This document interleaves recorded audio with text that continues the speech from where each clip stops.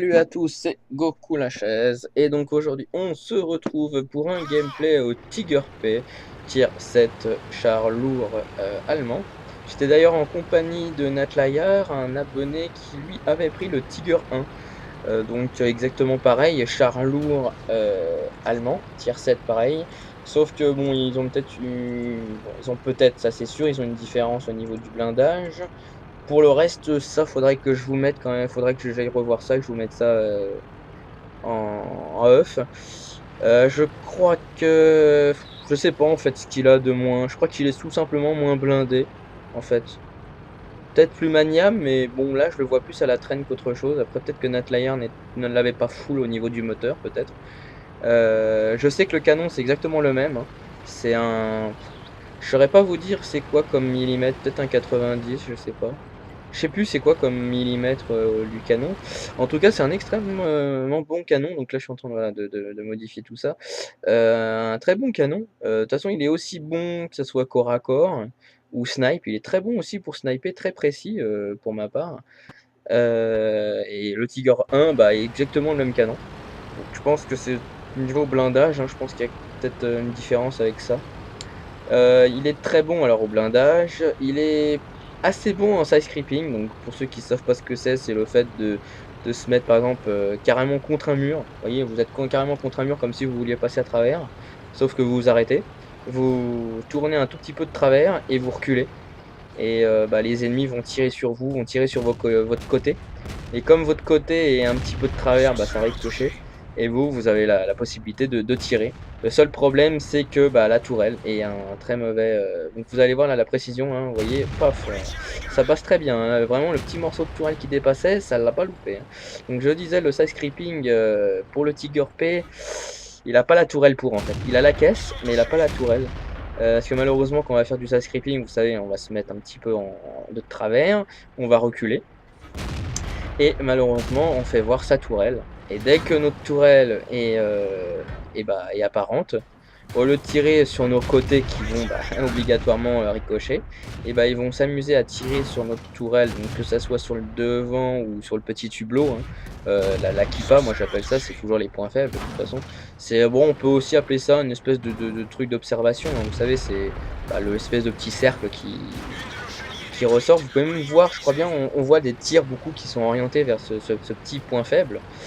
Donc voilà, je prends quand même cher. Il est très bien blindé, mais quand on tombe sur des joueurs qui sont assez expérimentés et qui savent à peu près les points faibles de ce char, voilà quoi, c'est pas facile. Il faut quand même, bon, en tournant un petit peu la tourelle des fois, ou en reculant et avançant comme pour le T29, ça va, bah, disons que ça va forcer les ennemis à plus se mettre à se concentrer pour viser, et on peut essayer de leur faire rater leur shoot, mais faut quand même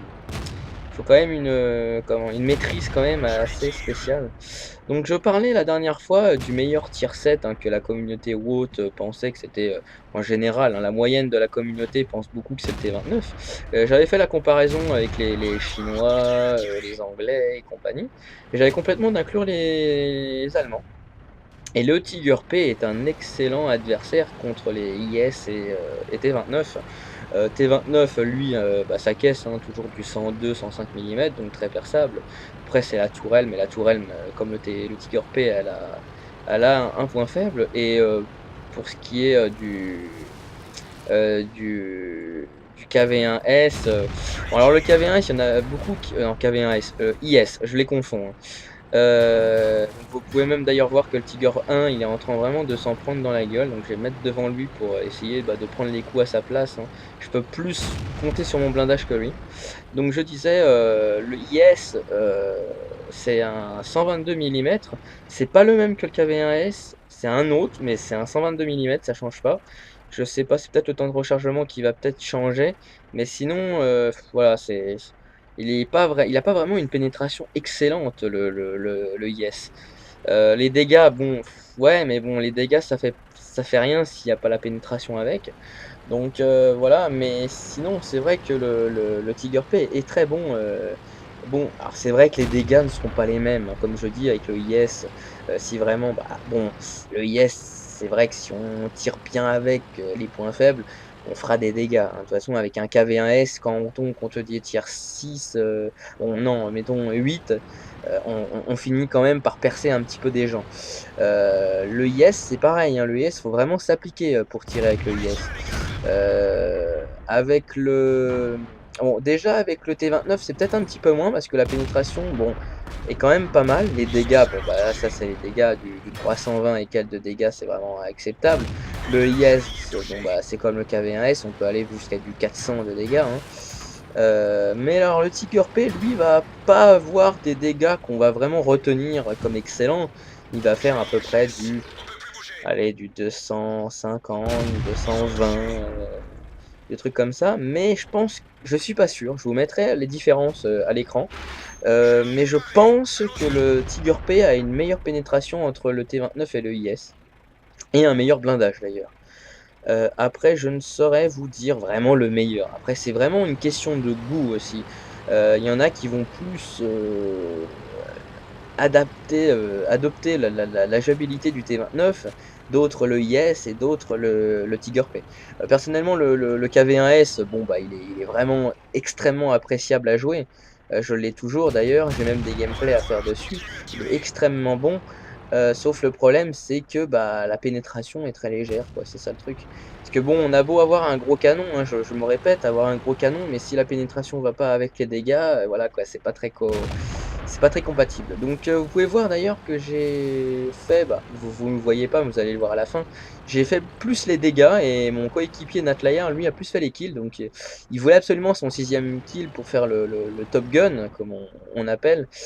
Mais malheureusement, voilà, il n'y arrivera pas. Assez dommage quand même, mais bon, c'est quand même pas mal déjà, 5 kills, bon voilà, ça fait quand même monter un peu la ratio.